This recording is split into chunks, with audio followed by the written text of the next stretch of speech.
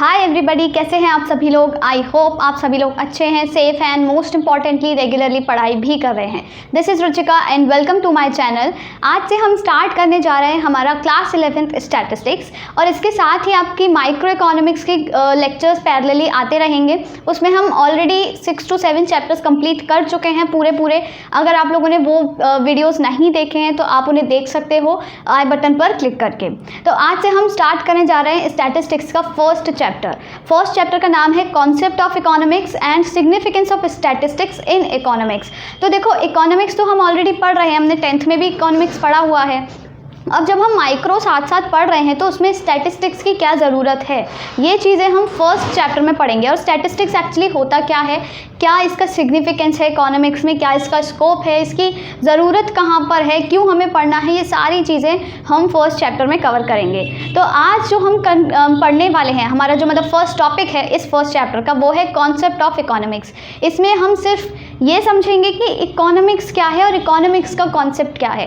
अब आप सोचोगे ये हम ऑलरेडी पढ़ चुके हैं माइक्रो में, तो बिल्कुल हम ये सारी चीज़ें ऑलरेडी पढ़ चुके हैं। जो अब आज हम पढ़ने जा रहे हैं पूरा लेक्चर, ये समझ लो हम फर्स्ट चैप्टर में, माइक्रो के फर्स्ट चैप्टर में हम सारी चीज़ें पढ़ चुके हैं बहुत अच्छे से।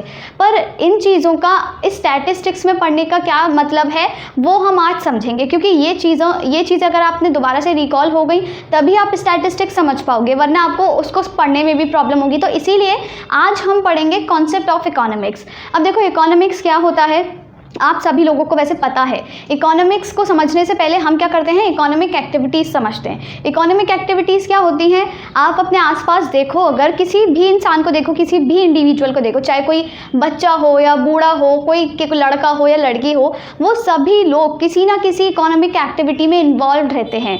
अब हमने इकोनॉमिक एक्टिविटीज़ पढ़ी हुई है माइक्रो में, याद होगा आपको।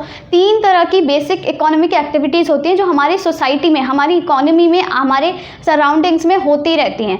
कौन कौन सी वो 3 इकोनॉमिक एक्टिविटीज़ हैं। सबसे पहली आपकी इकोनॉमिक एक्टिविटी है आपका कंजम्पशन। ठीक है, सबको पता है कंजम्पशन हम सभी लोग करते हैं। तो ये क्या है, एक इकोनॉमिक एक्टिविटी है। कंजम्पशन होता है, सबसे पहले कंजम्पशन होता क्या है।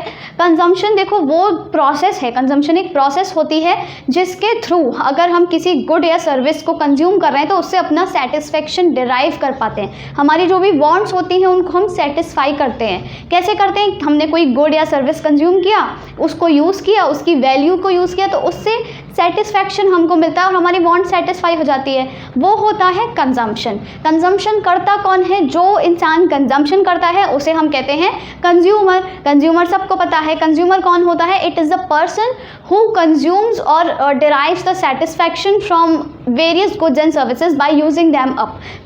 किसी भी गुड या सर्विस को यूज़ करके उनसे अपना सेटिस्फैक्शन डिराइव कर लेता है, तो वो होता है कंज्यूमर। कंज्यूमर क्या करता है, कंजम्पशन करता है। अब साथ ही साथ हम क्या करते हैं, इनकी डेफिनेशंस लिखते जाते हैं। ठीक है, कंजम्पशन क्या है, इट इज़ द प्रोसेस। सबसे पहले तो ये क्या है, एक प्रोसेस होती है। ठीक है, किसी भी गुड या सर्विस को कंज्यूम करने की।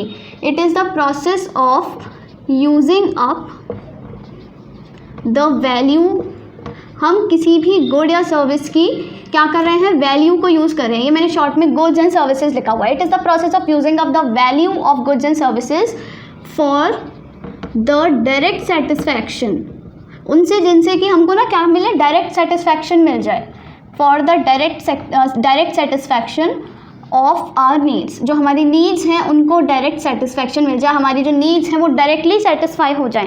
जैसे आपको बहुत तेज़ भूख लगी, आपकी बहुत ज़्यादा नीड है, आपकी वांट है कि भाई हमको तो ना पिज़्ज़ा खाना है, तो आपने क्या किया, पिज़्ज़ा कंज्यूम किया, आपकी जो वांट है, जो नीड है वो सेटिस्फाई हो गई। आपने पिज़्ज़ा की वैल्यू को, पिज़्ज़ा क्या है, गुड है, उसकी वैल्यू को यूज़ किया, इससे आपको सेटिस्फैक्शन मिला। आपकी ये क्या कहलाती है, कंजम्पशन की प्रोसेस। और आप कौन हुए इस केस में, कंज्यूमर। ठीक है, अब हमारी सेकेंड इंपॉर्टेंट इकोनॉमिक एक्टिविटी कौन सी आती है, सेकेंड इंपॉर्टेंट इकोनॉमिक एक्टिविटी है हमारी प्रोडक्शन।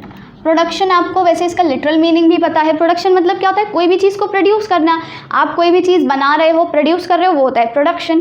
तो बेसिकली इकोनॉमिक्स में क्या होता है, प्रोडक्शन, ये भी एक प्रोसेस है। सबसे पहले तो ये किस चीज़ का प्रोसेस है कि कोई भी हमारे पास रॉ मटेरियल है उसको हम यूज़फुल गुड्स में कन्वर्ट कर दें। जैसे कि सपोज़ आपके पास क्या है, दूध है, मिल्क है, आपकी एक फैक्ट्री है, आप क्या करते हो, मिल्क से पनीर बना देते हो, ठीक है, पनीर नहीं, लेट्स से आप मिल्क से घी बना रहे हो, दूध से घी बना रहे हो, ठीक है, तो क्या हुआ, ये आपका प्रोडक्शन का प्रोसेस कहलाता है। मतलब आपका जो मिल्क है वो यहाँ पर रॉ मटेरियल है, घी जो है वो आपका फाइनल गुड कहलाएगा या फिर यूजफुल गुड। तो ये आपका प्रोडक्शन का प्रोसेस हो गया और इससे आप क्या करोगे, इनकम जनरेट होगी। आपने मिल्क से रॉ मटेरियल से घी बनाया, घी बना करके बेचा आपने प्रोड्यूस करके, तो आपकी इनकम जनरेट होगी। इसी तरह अगर मान लो कोई दूसरी किसी इंसान की फैक्ट्री आपके ही फ्रेंड की है, तो वो क्या करता है, वो घी से मिठाइयाँ बनाता है। यहाँ पे इस केस में घी आपका रॉ मटेरियल होगा, मिठाइयाँ आपका फिनिश्ड गुड या फिर एक तरह से फाइनल गुड हो पाएगा। तो वो क्या कर रहा है, वो भी प्रोडक्शन कर रहा है और इससे वो भी इनकम जनरेट करेगा। तो ये सारी चीज़ें क्या होती हैं, प्रोडक्शन एक्टिविटीज़ में आती हैं, ये इसको हम प्रोडक्शन कहते हैं। तो प्रोडक्शन क्या होता है, सबसे पहले तो क्या है, ये भी एक प्रोसेस है। इट इज़ द प्रोसेस, किस चीज़ का प्रोसेस है, of converting raw materials into, किसमें हम कन्वर्ट कर रहे हैं, फाइनल या फिर आप यूजफुल भी लिख सकते हो यहाँ पे, फाइनल या फिर यूजफुल गुड्स। अब हम कन्वर्ट क्यों कर रहे हैं, क्या ज़रूरत आ रही है भाई हमें कन्वर्ट करने की, in order to generate income, क्योंकि हमको इनकम जनरेट करनी है भाई, हमको अपने पैसे कमाने हैं, हमको अपना खर्चा चलाना है। अब खर्चा चलाने के लिए कुछ तो करना पड़ेगा, तो हम क्या करते हैं, प्रोडक्शन एक्टिविटी करते हैं जिससे कि हम अपनी इनकम जनरेट कर सकें। ये हो गई आपकी दूसरी इकोनॉमिक एक्टिविटी। तो अभी तक हमने दो पढ़ ली, कंजम्पशन एंड प्रोडक्शन। प्रोडक्शन कौन करता है, प्रोड्यूसर। कंजम्पशन कौन करता है, कंज्यूमर। प्रोड्यूसर कौन होता है, प्रोड्यूसर वो इंसान होता है कि जो किसी भी गुड को प्रोड्यूस करता है या सेल करता है, मतलब प्रोड्यूस कर रहा है, बना रहा है या फिर उसको बेच रहा है, वो कौन होता है, प्रोड्यूसर। क्यों करता है, टू जनरेट इनकम। नेक्स्ट आपकी इंपॉर्टेंट अनदर मतलब एक कौन सी इकोनॉमिक एक्टिविटी है, वो है savings and investment. Savings and investment क्या है, आप सभी लोगों ने ये दोनों ही वर्ड्स सुने होंगे, ठीक है। सेविंग्स सबको पता है वैसे तो, सेविंग्स एंड इन्वेस्टमेंट, ठीक है। ये क्या है, एक अनदर इम्पॉर्टेंट एक्टिविटी है, इकोनॉमिक एक्टिविटी। अब सेविंग्स और इन्वेस्टमेंट क्या होता है, अलग अलग समझते हैं, ठीक है। सेविंग्स क्या है, सेविंग्स देखो वो पार्ट है हमारी इनकम का जो हम कंज्यूम नहीं करते हैं, मतलब लिटरली देखें तो ये वही पार्ट है जो हम कंज्यूम नहीं कर रहे हैं। सपोज आपके पापा की इनकम 50,000 है, तो आपके पापा सपोज महीने के 50 में से 30,000 रुपये खर्च कर देते हैं। वो 30,000 में वो कुछ भी खर्चा करे, चाहे वो इलेक्ट्रिसिटी का बिल पे करे, आपकी पढ़ाई का खर्चा है, शॉपिंग है, घर का राशन है, बहुत सारी चीज़ें हैं। तो इन शॉर्ट 50 में से 30,000 रुपये सारे उड़ गए, बचे कितने, 20,000 रुपये। अब वो जो 20,000 रुपये हैं, क्या वो आपके पापा ये सोचते होंगे कि नहीं 20,000 भी उड़ा देने हैं, 1 रुपया भी नहीं बचना चाहिए इनमें से, नहीं। वो क्या करते हैं, 20,000 को बचा करके रखते हैं। तो वो जो 20,000 है वो आपकी सेविंग्स है, मतलब ये वो पार्ट है जो कंज्यूम नहीं हुआ। कंज्यूम कितना हुआ, 50 में से 30, बचा हुआ कितना, 20। तो ये क्या है, हमारी सेविंग्स है, ठीक है। सेविंग्स समझ आ गया। तो सेविंग्स क्या होता है, यहाँ पर हम लिख लेते हैं, savings is that part of income which is not consumed, ठीक है, which is not consumed, मतलब जिसे हम कंज्यूम नहीं करते, जितना कंजम्पशन हो रहा है उसको हटा दो, बचा हुआ क्या है, हमारी सेविंग्स है। अब इन्वेस्टमेंट क्या होता है, देखो इन्वेस्टमेंट होता है कोई भी अगर प्रोड्यूसर या कोई भी इंसान किसी भी असेट में, किसी भी चीज़ में पैसे अपने लगाता है जिससे कि उसको क्या हो, फ्यूचर में एक तरह से इनकम जनरेट हो, फ्यूचर में इनकम जनरेट हो, उसे हम इन्वेस्टमेंट कहते हैं। सेविंग्स क्या होता है, हमारे फ्यूचर कंजम्पशन के लिए, मतलब बाद में काम आएगा, बाद में हम कंज्यूम कर लेंगे। और अगर इन्वेस्टमेंट की बात आती है तो वो फ्यूचर इनकम जनरेशन का काम करता है। जैसे कि लोग क्या करते हैं, अक्सर आपने देखा होगा, शेयर्स में पैसे इन्वेस्ट करते हैं, बॉन्ड्स में पैसे इन्वेस्ट करते हैं, गोल्ड में भी करते हैं। तो इससे क्या होता है, बाद में जब इन चीज़ों के प्राइसेस बढ़ते हैं तो उनकी फ्यूचर में इनकम जनरेट होती है। अभी नहीं हो रही है, अभी तो उन्होंने बचे हुए पैसे लगा दिए, पर क्या किया, बाद में उनकी फ्यूचर में जो है इनकम जनरेट होती है, ज़्यादा हो जाती है, तो वो क्या होता है, उसे हम इन्वेस्टमेंट कहते हैं। तो इन्वेस्टमेंट टेक्निकली होता क्या है, इन्वेस्टमेंट क्या है, आप यहाँ पे ऐसे समझ सकते हो, इन्वेस्टमेंट इज दैट एक्सपेंडिचर, ये क्या है, एक एक्सपेंडिचर है, एक खर्चा ही तो है आपका। It is that expenditure by the producer, ठीक है, by the producer on the assets, किसी भी असेट पे, ठीक है, कोई भी असेट हो सकता है, जैसे कि आपका गोल्ड है, मशीनरी है, आपके शेयर्स हैं, बॉन्ड्स हैं, on the assets. It is the expenditure by the producer on the assets in order to generate income, ठीक है, जिससे उसकी इनकम जनरेट हो, मतलब आगे जाके उसको और पैसा मिल सके। जैसे कि प्रोड्यूसर्स क्या करते हैं, सपोज जैसे मैंने आपको बताया था आपकी फैक्ट्री, आप क्या करते हो, मिल्क से घी बनाते हो। अब आपने क्या किया, एक नई मशीन ले ली, यानी कि आपने क्या किया, उस मशीन में इन्वेस्ट किया है। उस आपके लिए वो मशीन जो है वो असेट है। असेट क्या होता है, कोई भी ऐसी चीज़ जो आपको आगे जाके फ्यूचर में काम, मतलब आपका काम ये तो आसान करेगी या फिर आपके लिए फ़ायदेबल होगी, फ़ायदेबल कह रही हूँ, प्रॉफिटेबल होगी, और आप ये कह सकते हो कि उससे आपकी जो इनकम है वो बढ़ेगी। तो वो सारी चीज़ें असेट होती हैं। तो एक इंसान ने, मतलब आपने क्या किया, आपकी मिल्क से घी बनाने वाली फैक्ट्री थी, तो आपने मशीन में इन्वेस्ट किया, जिससे कि क्या होगा, मशीन आपका काम आसान कर देगी। अगर आप एक महीने में 10 किलो घी बना पा रहे थे, तो शायद वो मशीन आपको 30 किलो का घी बना करके दे, जिससे आपकी सेल ज़्यादा होगी घी की और आपका इनकम भी ज़्यादा जनरेट हो जाएगी। तो इसीलिए ये क्या है, इन्वेस्टमेंट कौन करता है, ये एक एक्सपेंडिचर है जो प्रोड्यूसर्स करते हैं किसी भी असेट पर in order to generate income. तो ये आपकी 3 बेसिक इकोनॉमिक एक्टिविटीज़ कहलाती हैं किसी भी इकोनॉमी में, किसी भी सोसाइटी में, ठीक है। अब ये तो हमने समझ लिया कि ये 3 इकोनॉमिक एक्टिविटीज़ हैं, बट एक्चुअली इकोनॉमिक एक्टिविटी क्या होता है, इकोनॉमिक एक्टिविटी क्या होता है वो तो हमने पढ़ा ही नहीं। तो देखो इकोनॉमिक एक्टिविटी क्या है, सबसे पहले हम अब ये देख लेते हैं इकोनॉमिक एक्टिविटी की डेफिनेशन क्या है।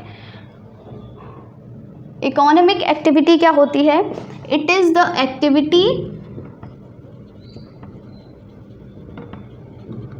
Related to the scarce use of resources, related to the use of scarce resources, I'm so sorry, use of scarce resources. अब देखो आप सभी लोगों को पता है हमारे पास जितने भी रिसोर्सेज हैं, हमारे जो मीन्स हैं, ठीक है, रिसोर्सेज हैं, वो क्या है, लिमिटेड हैं। आप सभी को पता है लिमिटेड है, मतलब बहुत ज़्यादा अमाउंट में नहीं है। हर चीज़ लिमिटेड होती है, पर हर चीज़ के ऑल्टरनेटिव यूजेस भी होते हैं। तो ये जो 3 एक्टिविटीज़ हमने देखी हैं, ये इकोनॉमिक एक्टिविटीज़ क्यों हैं, क्योंकि इन तीनों ही एक्टिविटीज़ में स्कैर्स रिसोर्सेज का यूज़ है। हम जो भी रिसोर्सेज यूज़ कर रहे हैं वो स्कैर्स हैं, और उन्हीं लिमिटेड रिसोर्स के साथ हम क्या कर रहे हैं, हमारा सेटिस्फैक्शन भी डिराइव कर रहे हैं, हमारी इनकम भी जनरेट कर रहे हैं, हम सेव भी कर रहे हैं, इन्वेस्ट भी कर रहे हैं। और ये सारी चीज़ हम कैसे कर रहे हैं, उन्हीं लिमिटेड रिसोर्सेज के साथ उनका ऑल्टरनेटिव यूज़ करके। मतलब किसी चीज़ को आप किसी चीज़ में लगा रहे हो, इस चीज़ को आप उस चीज़ में भी लगा सकते हो, क्योंकि एक चीज़ के ऑल्टरनेटिव यूजेस होते हैं, बहुत सारे यूजेस होते हैं। तो इसीलिए इकोनॉमिक एक्टिविटी क्या कहलाती है, इकोनॉमिक एक्टिविटी वो एक्टिविटी होती है जो किससे रिलेटेड है, यूज़ ऑफ स्कैर्स रिसोर्सेज, क्योंकि रिसोर्सेज हमेशा स्कैर्स रहते हैं, हमेशा लिमिटेड रहते हैं in relation to our wants. हमारी वांट्स कभी फुलफिल तो हो नहीं पाती। अब आप देखो जो धरती पर, पूरे अर्थ पर जो रिचेस्ट पर्सन भी है, कौन है इस वक्त रिचेस्ट पर्सन, आप सभी को पता है, एलन मस्क, ठीक है। तो उसकी भी बहुत सारी वांट्स ऐसी होंगी, बहुत सारी नीड्स ऐसी होंगी जो नहीं हो सकती होंगी सेटिस्फाइड, क्योंकि कुछ रिसोर्सेज शायद उसको नहीं मिल रहे होंगे, वो जो चाहता होगा वो नहीं कर पा रहा होगा। तो ऐसा नहीं है कि सिर्फ गरीब ही लोग हैं जिनकी वांट्स अनफुलफिल्ड रहती हैं या उनकी नीड सेटिस्फाई नहीं हो पाती हैं, ऐसे रिच लोग भी होते हैं जिनकी वांट्स सेटिस्फाई नहीं हो पाती। तो इसका मतलब क्या है कि रिसोर्सेज स्कैर्स हैं, रिसोर्सेज लिमिटेड हैं, और उन्हें हमें कैसे यूज़ करना है, एफिशिएंटली, ऑप्टिमली यूज़ करना है। बहुत एक ही चीज़ को हमको अलग अलग तरीके से यूज़ करना है, जिससे कि हम हमारा सेटिस्फैक्शन भी डिराइव कर पाएँ और उन रिसोर्स को अच्छे से यूज़ भी कर पाएँ, ठीक है। तो अब यहाँ से हम क्या समझेंगे, हमने पढ़ना क्या था, इकोनॉमिक्स, ठीक है। स्टार्टिंग में मैंने बोला था कि इकोनॉमिक्स क्या होता है। अब यहाँ से हम क्या करते हैं, इकोनॉमिक्स की एक डेफिनेशन डिराइव करते हैं, ठीक है। इकोनॉमिक्स की क्या डेफिनेशन है, इकोनॉमिक्स की डेफिनेशन है कि यहाँ पे हम लिख देते हैं, Economics is the study of mankind in the ordinary business of life, ठीक है। ये है एक डेफिनेशन किसकी, इकोनॉमिक्स की। और ये डेफिनेशन आपको दी किसने है, ये डेफिनेशन गिवन है बाय एल्फ्रेड मार्शल, ठीक है, एल्फ्रेड मार्शल। तो ये आपको ना, ये जो ऐसी डेफिनेशंस अगर आपको गिवन है आपके बुक्स में या फिर आपके किसी भी सप्लीमेंट्री बुक्स में आप पढ़ते हो, तो अगर आपको ऐसी कुछ डेफिनेशंस गिवन है जो आपको दिया हुआ है कि अच्छा इसने दी है उसने दी है, तो ये डेफिनेशंस तो आपको बाय हार्ट लर्न कर लेनी है, क्योंकि 1 मार्कर में भी इनमें से क्वेश्चन आ सकते हैं कि जैसे ये वाली डेफिनेशन किसने दी है, वो किसने दी है, और फिर इनका मतलब क्या है, या फिर आप अपना आंसर थोड़ा इफेक्टिव बनाना चाहते हो तो ऐसे भी लिख सकते हो, इनसे थोड़े एक्स्ट्रा मार्क्स मिलते हैं। अब ये डेफिनेशन हम समझते हैं ये क्या है। एल्फ्रेड मार्शल ने बोला है कि इकोनॉमिक्स क्या है, it is the study of Mankind in the ordinary business of life. Ordinary business of life, ठीक है। ऑर्डिनरी बिजनेस क्या होता है, ऑर्डिनरी बिजनेस ऑफ लाइफ का मतलब है, देखो ये वाली जो इकोनॉमिक एक्टिविटीज़ हैं ये क्या हैं, रोज़मर्रा वाली एक्टिविटीज़ हैं, ठीक है। कंजम्पशन भी हम डेली करते हैं, प्रोडक्शन भी कर रहे हैं, सेव भी कर रहा है हर कोई ना कोई आए दिन, हर कोई ना कोई इन्वेस्ट भी कर रहा है, तो ये क्या है, रोज़मर्रा वाली आपकी एक्टिविटीज़ हैं, ऑर्डिनरी एक्टिविटीज़ हैं। तो इसीलिए एल्फ्रेड मार्शल ने इनको क्या बोला है, ordinary business of life, Mankind in the ordinary business of life. और ये एल्फ्रेड मार्शल हैं कौन, ये क्या है, एक बहुत ही रिनाउंड आपके इकोनॉमिस्ट रह चुके हैं, या फिर आप इन्हें कैसे बोल सकते हो, ये प्रोपाउंडर हैं मॉडर्न इकोनॉमिक्स के। आप अगर आपको ये क्वेश्चन आता है कि हु इज़ द प्रोपाउंडर या फिर who is called as the father of modern economics, तो आपने क्या लिखना है, एल्फ्रेड मार्शल, ठीक है। एल्फ्रेड मार्शल ने क्या डेफिनेशन दी है, एक बार और बोलो, economics is the study of Mankind in the ordinary business of life. यहाँ से एक डेफिनेशन आई है हमारी इकोनॉमिक्स की, ठीक है। अब देखो एक और डेफिनेशन है, वो क्या है, पहले उसके लिए हम समझते हैं कि इकोनॉमिक प्रॉब्लम क्या होती है, ठीक। इकोनॉमिक प्रॉब्लम क्या होती है, हम सबसे पहले ये समझ लेते हैं, यहाँ पे लिख देते हैं इकोनॉमिक प्रॉब्लम। अब देखो सबको वैसे तो पता है, सबने माइक्रो में पढ़ा हुआ है इकोनॉमिक प्रॉब्लम क्या है। इकोनॉमिक प्रॉब्लम क्या होती है, it is the problem related to the use of scarce resources and their alternative uses, कि जो भी स्कैर्स रिसोर्सेज हैं उनको हम ऑल्टरनेटिवली कैसे यूज़ करें, ठीक है। और ये इकोनॉमिक प्रॉब्लम आती कहाँ से है, इसका मतलब क्या कहते हैं, ये किस जड़ क्या है इसकी, क्यों अराइज होती है इकोनॉमिक प्रॉब्लम, ये इसीलिए अराइज होती है क्योंकि स्कैर्सिटी एग्जिस्ट करती है हमारे रिसोर्सेज में। अभी हमने समझा था कि रिसोर्सेज हमेशा स्कैर्स रहते हैं, हमेशा लिमिटेड होते हैं, हमेशा उनकी कमी होती है। अब आप ये मान के देखो कि अगर स्कैर्सिटी नहीं होती तो क्या इकोनॉमिक प्रॉब्लम अराइज होती, कोई प्रॉब्लम होती है आपको चूज़ करने की, अच्छा ये 10 रुपये का नोट हम इधर इन्वेस्ट करें या उधर इन्वेस्ट करें, इस 10 रुपये के नोट से हम एक कप चाय पिए या फिर एक पेन खरीद लें या फिर एक नोटबुक खरीद लें या फिर एक कॉफ़ी खरीद लें, कुछ ऐसी प्रॉब्लम होती नहीं। क्यों, हमारे पास रिसोर्सेज तो स्कैर्स होते नहीं, बहुत सारे होते, अबंडेंट होते। तो 10 रुपये के आप 50 नोट ले लो, आप 2 बार कॉफ़ी पी लो, 4 नोटबुक्स ले लो, सब कर लो। पर क्या है, इकोनॉमिक्स में क्या है, रिसोर्सेज हमारे स्कैर्स हैं, ठीक है, स्कैर्स हैं, इसीलिए ये इकोनॉमिक प्रॉब्लम अराइज हो जाती है। चूज़ करने की इकोनॉमिक प्रॉब्लम कि भाई इस 10 रुपये के नोट को हम लगाएं कहाँ, और जब ये इकोनॉमिक प्रॉब्लम अराइज होती है इसीलिए हम क्या करते हैं, इकोनॉमिक्स पढ़ते हैं, ठीक है। तो इकोनॉमिक्स की यहाँ से भी एक डेफिनेशन आएगी, तो उससे पहले सबसे पहले हम क्या समझते हैं, इकोनॉमिक प्रॉब्लम। इकोनॉमिक प्रॉब्लम क्या है, it is the problem of allocating scarce resources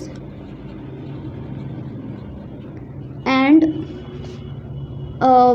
using them optimally, ठीक है। ऑप्टिमली मतलब उनका एक तरह से ऑल्टरनेटिव यूज़ कर सके हम।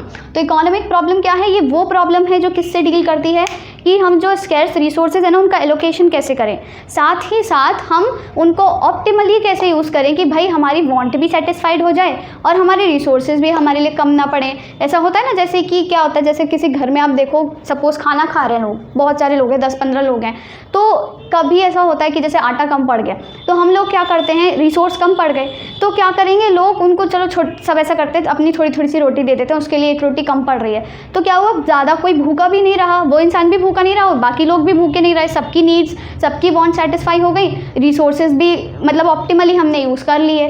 तो इसे कहते हैं हम इकोनॉमिक प्रॉब्लम। ये वो प्रॉब्लम है ऑफ एलोकेटिंग स्कैर्स रिसोर्सेज, कि हम उन स्कैर्स रिसोर्सेज को कैसे एलोकेट करें, कैसे डिस्ट्रीब्यूट करें, एंड यूजिंग देम ऑप्टिमली, उनको अच्छे से ऑप्टिमली, एफिशिएंटली, अच्छे से ऑल्टरनेटिवली यूज़ कर सकें। ये होती है हमारी economic problem.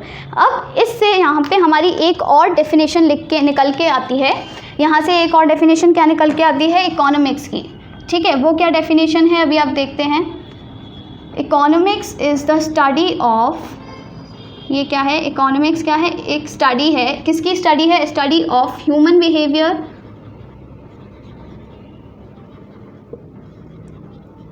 Human behaviour and the relationship between, relationship between ends and scarce resources. और ये जो डेफिनेशन है ये किसने दी है, ये डेफिनेशन दी है आपके रॉबिन्स ने, ठीक है। ये एक और डेफिनेशन है जो आपको याद रखनी है, पहली वाली किसने दी थी, एल्फ्रेड मार्शल ने। ये दूसरी डेफिनेशन इकोनॉमिक्स की किसने दी है, रॉबिन्स ने। रॉबिन्स भी एक फेमस आपके इकोनॉमिस्ट रहे हैं। उन्होंने क्या बोला है, इकोनॉमिक्स एक स्टडी है किसकी, ह्यूमन बिहेवियर की। क्यों, क्योंकि देखो हम सब लोग ह्यूमन हैं, हम ही लोग तो ये सारी एक्टिविटीज़ कर रहे हैं, हम कंजम्पशन कर रहे हैं, हम प्रोड्यूसर कर रहे हैं, वो प्रोडक्शन कर रहे हैं, हम कंज्यूमर भी हैं, प्रोड्यूसर भी हैं, सेवर भी हैं, इन्वेस्टर भी हैं, हम सब कुछ है, ऑलराउंडर है, हम ही सारी एक्टिविटीज़ कर रहे हैं। हमारा बिहेवियर स्टडी करने के लिए क्या है, इकोनॉमिक्स है। और इकोनॉमिक्स क्यों है, ये क्या है, किसकी स्टडी है, relationship between ends and scarce resources. Ends मतलब आपकी जो वांट्स हैं, आपकी जो नीड्स हैं, जो नीड्स हैं उनके और जो स्कैर्स रिसोर्सेज हैं उनके बीच का जो रिलेशन है, उस रिलेशन को पढ़ने की स्टडी को हम क्या कहते हैं, इकोनॉमिक्स कहते हैं। तो इकोनॉमिक्स के आपने दो डेफिनेशन अभी तक पढ़ ली हैं। सबसे पहली कौन सी थी, एल्फ्रेड मार्शल ने दी थी। उन्होंने क्या बोला था कि it is the study of Mankind in the ordinary business of life. And second one is given by Robins. उन्होंने क्या बोला है कि it is the study of human behaviour and the relationship between ends and scarce resources which can be use alternatively. आप इनको alternatively भी use कर सकते हो। तो ये किसने दी है, रॉबिन्स ने। अब आपको यहाँ तक की सारी चीज़ें तो समझ आ ही गई होंगी। कंजम्पशन क्या होता है, प्रोडक्शन क्या होता है, सेविंग्स और इन्वेस्टमेंट क्या होता है, ठीक है। इकोनॉमिक एक्टिविटी क्या होती है, ये सारी इकोनॉमिक एक्टिविटीज़ हैं। और इकोनॉमिक एक्टिविटी कैसे कहते हैं, वो सारी एक्टिविटीज़ जो किससे रिलेटेड हैं, स्कैर्स रिसोर्सेज से, यूज़ ऑफ स्कैर्स रिसोर्स से रिलेटेड है। और इकोनॉमिक्स क्या है, ये हमने समझ लिया। इकोनॉमिक प्रॉब्लम क्या है, चूज़ करने की problem, the problem of choice या फिर प्रॉब्लम ऑफ एलोकेटिंग रिसोर्सेज या फिर scarce resources and using them alternatively या फिर ऑप्टिमली। तो यहाँ तक की हमारी सारी बातें खत्म हो गई, हमने समझ लिया। सबसे पहले हमने समझा कि इकोनॉमिक एक्टिविटी क्या है, इकोनॉमिक एक्टिविटीज़ कौन सी होती हैं, ये समझ लिया। फिर इकोनॉमिक्स क्या होता है, इन सब चीज़ों की प्रॉब्लम, इन सब चीज़ों की जड़ क्या है, इन सब चीज़ों का अंडर करंट क्या है स्कैरसिटी। अगर स्कैरसिटी नहीं होगी तो इकोनॉमिक प्रॉब्लम अराइज नहीं होगी, और अगर इकोनॉमिक प्रॉब्लम अराइज नहीं होगी तो इकोनॉमिक्स की ज़रूरत नहीं होगी, हम यहाँ पढ़ नहीं रहे होंगे, है ना।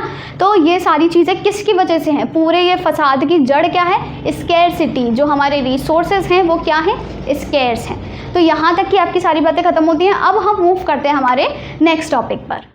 अब हम समझते हैं कि कंपोनेंट्स क्या क्या होते हैं इकोनॉमिक्स के। हमने इकोनॉमिक्स पढ़ लिया, इकोनॉमिक प्रॉब्लम्स पढ़ ली, स्कैरसिटी और बहुत सारी चीज़ें पढ़ ली हैं। अब इकोनॉमिक्स के क्या क्या कंपोनेंट्स हैं वो सबसे पहले हम देखते हैं, ठीक है। तो हम यहाँ पे क्या लिखेंगे, अब कंपोनेंट्स ऑफ इकोनॉमिक्स। कितने कंपोनेंट्स होते हैं इकोनॉमिक्स के, देखो इकोनॉमिक्स के 3 कंपोनेंट्स हैं, 3 distinct components are there of economics. सबसे पहला आपका क्या है, कंजम्पशन, ठीक है। सबसे पहला है आपका consumption. Second one is your production, ये वही है जो अभी हमने पढ़े हैं, ठीक है, बस थोड़ा सा इनका पर्सपेक्टिव अलग है। और थर्ड वन इज़ डिस्ट्रीब्यूशन, ठीक, डिस्ट्रीब्यूशन। ये आपके 3 क्या हैं, इकोनॉमिक्स के कौन से कंपोनेंट्स हैं। तो अगर आपसे पूछे कि इकोनॉमिक एक्टिविटीज़ क्या क्या होती हैं, वो है कंजम्पशन, प्रोडक्शन और सेविंग्स एंड इन्वेस्टमेंट। बल्कि जबकि कंपोनेंट्स क्या हैं इकोनॉमिक्स के, वो है कंजम्पशन, प्रोडक्शन एंड डिस्ट्रीब्यूशन। तो ये 3 अलग अलग आपके कंपोनेंट्स हो गए, ठीक है, कंजम्पशन, प्रोडक्शन एंड डिस्ट्रीब्यूशन। अब देखो कंजम्पशन आप सभी को पता है, कंजम्पशन कौन करता है, कंज्यूमर। क्यों करता है, जिससे कि वो कोई भी अगर गुड या सर्विस यूज़ कर रहा है तो उसकी जो वैल्यू है उससे वो अपना सेटिस्फैक्शन डिराइव कर सके, अपनी वांट्स सेटिस्फाई कर सके, अपनी सारी नीड्स को, अपनी सारी वांट्स को फुलफिल कर सके, वो इसीलिए क्या करता है, कंजम्पशन करता है। अब क्योंकि जब हम क्या करते हैं, हम एज अ कंज्यूमर बाहर कुछ भी खरीदने के लिए या कुछ भी कंज्यूम करने के लिए जाते हैं मार्केट में, तो हम कैसे एक्ट कर रहे हैं, एज अ कंज्यूमर या फिर एज अ बायर, ठीक है। हमने कोई भी चीज़ खरीदी, कोई भी चीज़ कंज्यूम करी, तब हमको क्या क्या चीज़ें पता होती हैं। सबसे पहले एक चीज़ जो हमको गिवन होती है, फिर हमको पता होती है कि क्या हमारी इनकम क्या है, हमारे पास कितने रिसोर्सेज हैं, हमारी इनकम कितनी है। अगर हमारी जेब में 600 रुपये हैं तो हम 600 तक का ही खर्चा करेंगे। हम ऐसा नहीं है 600 की जगह 800 का खर्चा कर दें। अगर वहीं हमारे पास 200 रुपये हैं तो हम 200 तक का खर्चा करेंगे। तो ये तो हमारे को पता होता है कि भाई हमारी इनकम क्या है, मतलब हमारे पास रिसोर्सेज कितने हैं। सेकेंड थिंग जो हमको पता होती है वो ये है कि जो भी चीज़ हम कंज्यूम कर रहे हैं उसका प्राइस क्या है, क्योंकि देखो कोई भी चीज़ फ्री में नहीं मिलती है, ठीक है। ऐसा नहीं है कि आप बाहर एसी लेने जाओ तो वो फ्री में मिल जाए। एसी तो छोड़ो, आपको 10 रुपये की चाट भी फ्री में नहीं मिलती है। तो इसीलिए हमें एक और चीज़ क्या पता होती है या फिर क्या पता करनी होती है कि जो भी चीज़ हम कंज्यूम करने जा रहे हैं कि उसका प्राइस क्या है। जब हमको प्राइस पता होगा उसी हिसाब से हम पैसे लेके जाते हैं। हमारी जो इनकम है, जेब में हमारी जो पैसा है, तब भी वही लेके जाते हैं। तो ये दो जो चीज़ें होती हैं ये एक कंज्यूमर को पता होनी चाहिए। अब जब ये दो चीज़ें कंज्यूमर को पता होती हैं तभी वो अपना थोड़ा सा दिमाग लगा करके सोच पाता है कि भाई मैं इस चीज़ पे इतना पैसा खर्च करूं तो मुझे सेटिस्फैक्शन पूरा मिल जाएगा। अब आप ये देखो, अगर आपके पास 200 रुपये हैं, वही मैं 10 रुपये की चाट वाला एग्जांपल ले लेती हूँ। आप 10 रुपये की चाट खाने के लिए निकले हो। अब आप ऐसा नहीं है कि 200 में कितनी आ जाएंगी, 20 प्लेट आ जाएंगी। तो अगर आप 20 प्लेट खाओगे, पूरी अपनी इनकम खर्च कर दोगे, तो ऐसा नहीं आपको बहुत ज़्यादा सेटिस्फैक्शन मिलेगा। हो सकता है आपका सेटिस्फैक्शन बहुत कम भी हो जाए, क्योंकि आप मतलब ज़्यादा खा लोगे, ठीक है, ज़्यादा खा लोगे। और ज़्यादा खाते हैं तब भी भाई गड़बड़ हो जाती है, कम खाते हैं तो भी गड़बड़ हो जाती है। ऐसा नहीं है अगर आपने आधी प्लेट ले ली, 1 चम्मच खा लिया, नहीं बस थोड़ा सा टेस्ट कर लेते हैं, तब भी आपका काम नहीं चलेगा, क्योंकि सेटिस्फैक्शन हमको पूरा नहीं मिला, हम फुली सेटिस्फाइड नहीं हैं। तो आप क्या सोचोगे, 200 रुपये मेरे पास हैं और 10 रुपये की एक प्लेट है, तो मैं ऐसा करता हूँ 2 प्लेट खा लेता हूँ। इससे कम में ना मुझे चलेगा, ना ही मुझे इससे ज़्यादा में चलेगा। 20 रुपये में अगर मैं पूरी 2 प्लेट खा लूँ तो मेरा जो सेटिस्फैक्शन का लेवल है वो मैक्सिमाइज हो जाएगा।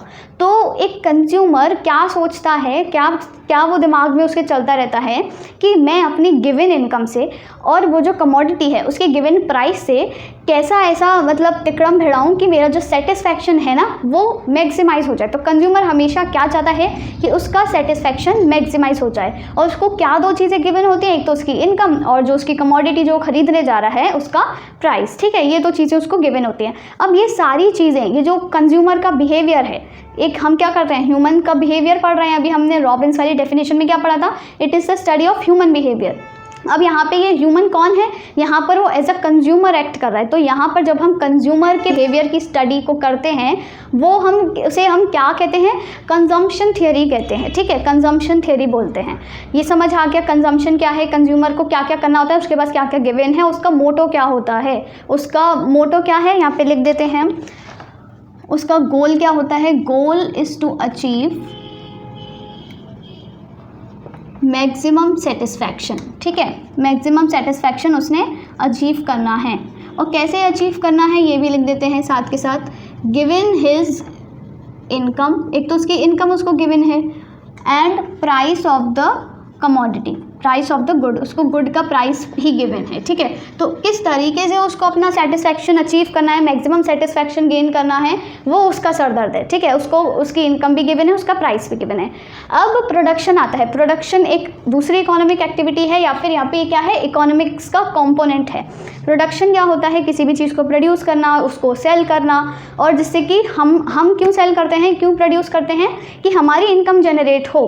यहाँ पर क्या है मोटो, यहाँ पर गोल क्या है कि मैक्सिमम सेटिस्फैक्शन अचीव करना। यहाँ पे आपका गोल क्या होता है, goal is to generate income, ठीक है, आपको इनकम जनरेट करनी है।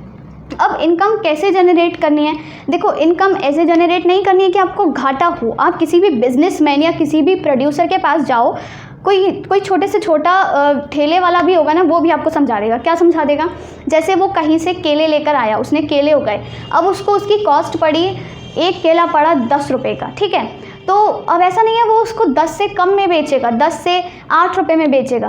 अब कहने को तो उसको वो अगर 8 रुपये में बेचे तो इनकम तो फिर भी जनरेट हो रही है, 8 रुपये तो मिलेंगे उसको, पर क्या उसको वो फ़ायदे का सौदा कहलाएगा, नहीं, क्योंकि उसको घाटा हो रहा है। उसको उगाने में तो 10 रुपये लग गए एक केले को, पर बेच वो 8 के रहा है, तो 2 का तो घाटा हुआ। तो हमारा जो प्रोड्यूसर होता है, प्रोड्यूसर क्या करता है, वो चाहता है कि वो इस तरीके से प्रोडक्शन करे, मतलब इस तरीके से सामान बेचे जिससे कि उसका जो रेवेन्यू उसको मिल रहा है, प्रॉफिट उसको जो हो रहा, प्रॉफिट जो रेवेन्यू जो मिल रहा है उसको, वो मैक्सिमम हो, ठीक है। और एक और चीज़ यहाँ पे क्या आती है कि जो उसकी कॉस्ट लग रही है वो कम से कम लगे, कम से कम मतलब कॉस्ट कम से कम लगे। जैसे 10 रुपये का उसने केला उगाया तो सोचेगा यार कम से कम पैसे में उगा लूँ, ज़्यादा से ज़्यादा मैं बेचूँ जिससे कि मुझको प्रॉफिट हो, ज़्यादा प्रॉफिट हो। यहाँ पे तो उसको लॉस हो रहा था, जो मैंने अभी एग्जांपल दिया कि 10 में उसने उगाया, 8 में उसने बेचा तो उसको 2 का लॉस हो गया। पर अगर वो वहीं 10 रुपये में उगाए, कम से कम कॉस्ट लगे उसकी और ज़्यादा से ज़्यादा में वो बेच सके, मान लो 15 में बेची हो तो 5 का उसको प्रॉफिट हुआ। तो इस तरीके से ये हमारा क्या होता है, प्रोडक्शन एक्टिविटी में ये इस तरीके से प्रोड्यूसर एक्ट करता है हमारी इकोनॉमी में। साथ ही साथ उसके पास क्या होती है, एक प्रॉब्लम ऑफ चॉइस होती है। इसमें क्या प्रॉब्लम ऑफ चॉइस है, प्रोड्यूसर को ये प्रॉब्लम ऑफ चॉइस होती है कि वो ऐसा कौन सा सामान उगाए, किस सामान का वो प्रोडक्शन करे या किस सामान को वो बेचे कि उसका फ़ायदा हो, मुनाफा हो। अब आप देखो, आप किसी ऐसे लोकेलिटी में या ऐसे एरिया में चले जाओ जहाँ पर नॉनवेज नहीं खाया जाता है, ठीक है। जैसे कि कोई ऐसी लोकेलिटी है जहाँ पर सिर्फ ब्राह्मण लोग रहते हैं या फिर जैन लोग रहते हैं, पंडित लोग रहते हैं, वहाँ पर आप जाके खोलो एक मीट की, एक चिकन की दुकान, तो क्या आपको लगता है वहाँ पे कोई भी इंसान खरीदने आएगा? बिल्कुल नहीं, क्योंकि वहाँ कोई मीट खाता ही नहीं है, मांस वगैरह खाते ही नहीं है, सब लोग वेजिटेरियन है, प्योर वेजिटेरियन है। तो वहाँ पर भाई आपका मीट इतना सा भी नहीं बिकेगा, साथ ही में तो आपको जो मार के भगा देंगे वो लोग आपको, क्यों? क्योंकि हमारे ऐसे शुद्ध एरिया में वो मीट वगैरह लेकर के आ गया है। तो इस तरीके से आपकी दुकान नहीं चलेगी। आपको ये भी सोचना होता है कि मैं ऐसी कौन सी चीज़ का प्रोडक्शन करूं जो मेरे को ज़्यादा से ज़्यादा मुनाफा हो, ज़्यादा से ज़्यादा मुझे प्रॉफिट हो। तो ये भी एक इकोनॉमिक प्रॉब्लम है या फिर प्रॉब्लम ऑफ चॉइस है किसके पास, प्रोड्यूसर के पास। तो उसे ये भी देखना है कि भाई मैं ऐसी कौन सी चीज़ का प्रोडक्शन करूँ, कौन सी चीज़ बेचूँ जिससे कि मुझे प्रॉफिट हो, नुकसान ना हो, ठीक है। 2 तरह की आपकी कौन सी हो गई, इसमें प्रॉब्लम ऑफ चॉइस हो गई। एक तो उसको कम से कम कॉस्ट में ज़्यादा से ज़्यादा प्रॉफिट चाहिए, मतलब ज़्यादा से ज़्यादा प्रॉफिट चाहिए। प्रॉफिट का फॉर्मूला क्या होता है ये तो सबको पता होगा, profit is equals to revenue minus cost, ठीक है। जैसे कि कोई केला है वो आपका 10 रुपये में होगा, ठीक है, वो कॉस्ट हो गई आपकी। रेवेन्यू क्या है, आपने कितने में बेचा, कितने में बेचा। अगर आप मान लो 15 में बेचते हो तो आपका प्रॉफिट हो जाएगा कितना, 5 रुपये का। 5 रुपये का 15 माइनस 10 5 हो गया, ये आपका प्रॉफिट हो गया। वहीं अगर आप उस केले को बेच देते हो, 10 रुपये का ही है और आपने पहले कितने में बेचा था, 8 में, तो यहाँ पे तो आपको क्या हुआ, लॉस हो गया। तो प्रॉफिट नेगेटिव में चला गया, यानी कि लॉस हो गया ये। तो इस तरीके से नहीं सोचना है, हमें क्या करना होता है, ज़्यादा से ज़्यादा, कम से कम तो हमारी कॉस्ट हो। जब कॉस्ट कम होगी और रेवेन्यू ज़्यादा होगा तभी तो प्रॉफिट होगा। तो ये एक क्या प्रॉब्लम होती है किसी प्रोड्यूसर की। अब ये जो प्रोड्यूसर का बिहेवियर है, उसकी पूरी बिहेवियर की स्टडी है, वो हम किस में देखते हैं, प्रोडक्शन थियोरी में। इसे हम क्या कहते हैं, प्रोडक्शन थियोरी। इसे हम क्या कहते हैं, कंज्यूमर थियोरी, ठीक है।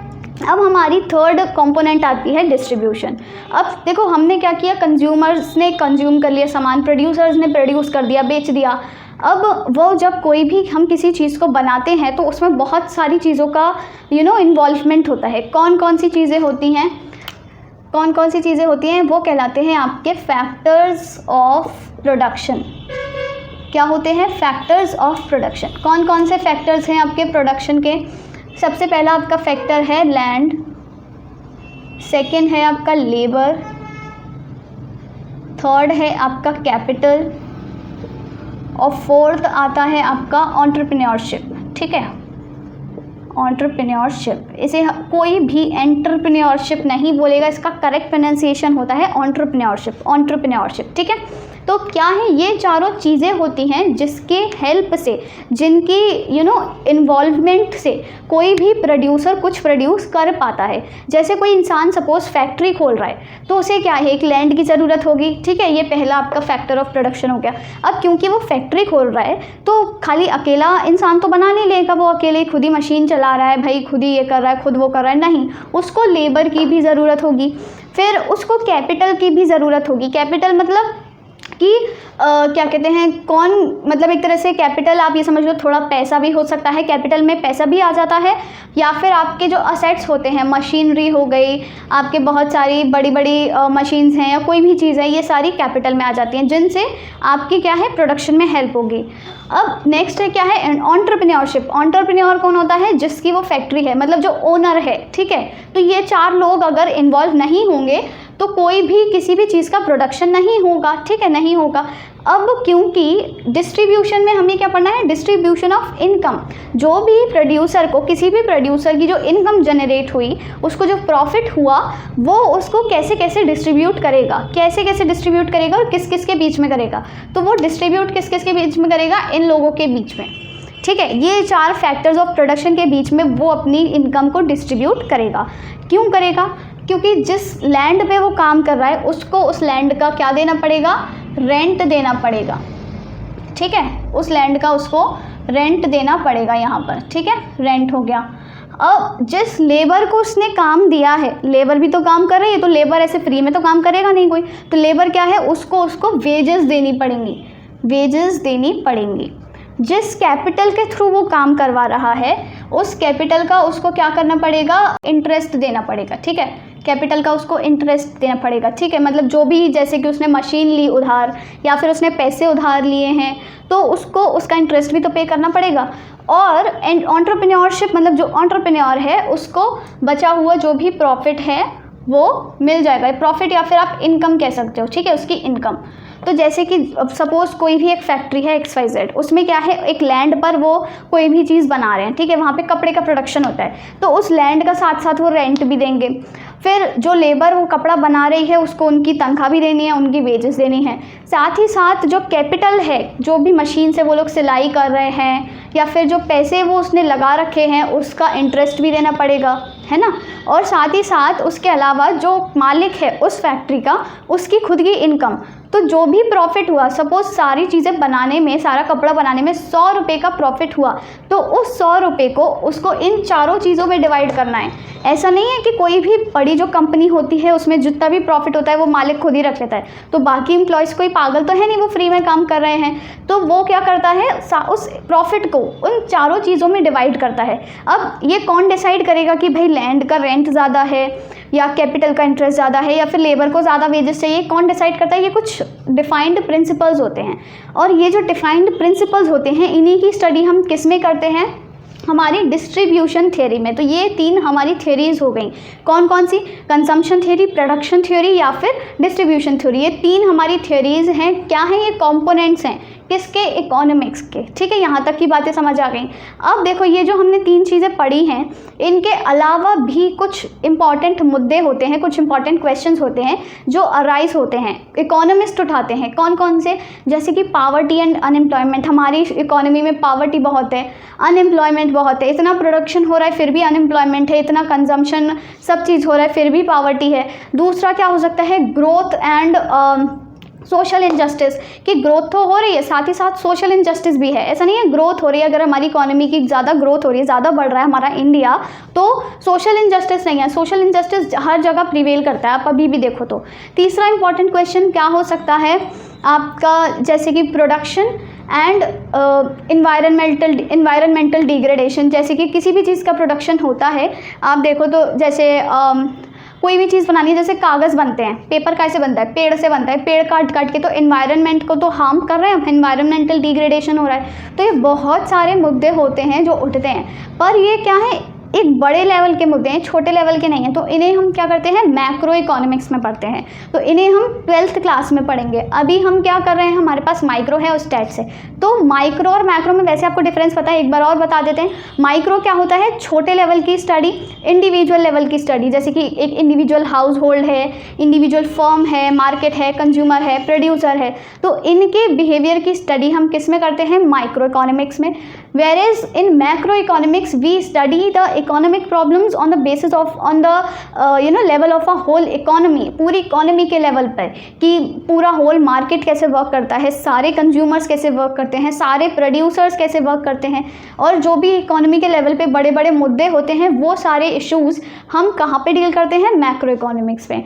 तो यहाँ इसी के साथ आपका आज का टॉपिक खत्म होता है। आज के टॉपिक में हमने क्या पढ़ा, कॉन्सेप्ट ऑफ इकोनॉमिक्स, जिसमें हमने economic activities, scarcity, economic problem, economics, फिर हमने लास्ट में क्या पढ़ा, ये 3 कंपोनेंट्स ऑफ इकोनॉमिक्स। तो इसी के साथ आपका आज का ये वीडियो ख़त्म होता है। अगर आपको सारी चीज़ें अच्छे से समझ आई हैं तो do give it a like and do not forget to subscribe to our channel. Thank you.